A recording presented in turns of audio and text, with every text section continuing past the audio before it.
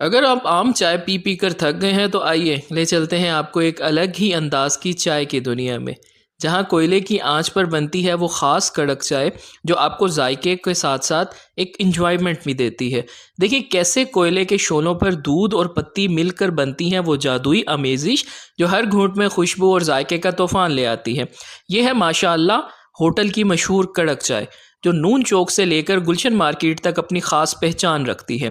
खान साहब की महारत और प्यार से तैयार की गई ये चाय हर कप में एक कहानी सुनाती है, और साथ में उनके ताज़ा ताज़ा पराठे जो इस चाय के साथ इस जायके को दोबाला कर देते हैं। चाय के शौकीन हजरात के लिए ये जगह एक ख़ास मंजिल है। माशाअल्लाह कोल्टा होटल नून चौक के करीब बारकोड ब्रांड के बिल्कुल सामने आपको मिलेगा। आइए और ख़ुद देखें कि कैसे ये चाय आपको अपनी मोहब्बत में गिरफ़्तार कर लेती है। ये चाय नहीं, एक तजुर्बा है जो दिल को छू जाए। यकीन माने एक बार ये कड़क चाय पीकर आप कहेंगे कि चाय का मतलब ही बदल गया।